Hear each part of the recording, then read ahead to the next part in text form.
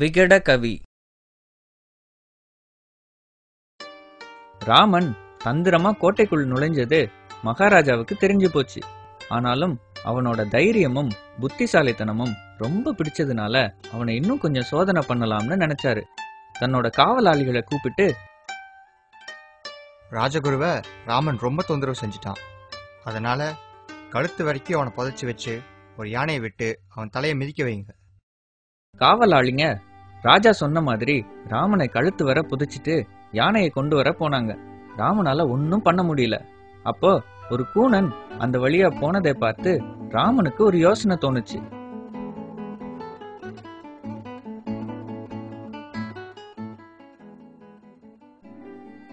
நண்பா, நீங்க வந்தது உன்னோட அதிர்ஷ்டம் தான்.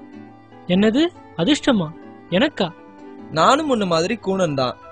ஒரு பள்ளத்துல கழுத்து வரைக்கும் மண்ணை மூடிக்கிட்டு கொஞ்ச நேரம் இருந்தா கூன் சரியாயிடும்னு ஒரு வைத்தியர் சொன்னாரு. அப்படியா? அப்ப உன்னோட கூன் போயிடுச்சா?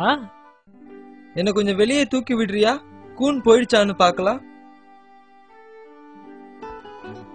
அந்த கூனன் ராமனை வெளியே எடுத்துட்டு ராமனோட நேரான முதுக பார்த்து ரொம்ப ஆச்சரியப்பட்டான்.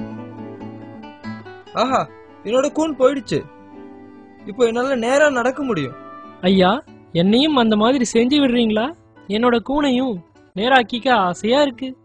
ராமன் அந்த கூனனை பள்ளத்துக்குள்ள வச்சு கழுத்து வரைக்கும் மூடிட்டு சந்தோஷமா ராஜசபைக்கு வந்தான். நீ எப்படி தண்டனையில இருந்து தப்பிச்ச?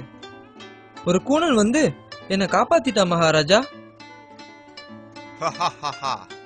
உன்னுடைய புத்திசாலித்தனத்தையும் அறிவையும் பார்த்து எனக்கு ரொம்ப சந்தோஷமா இருக்கு. இப்போல இருந்து நீ தான் நம் அரசு விகடகவி.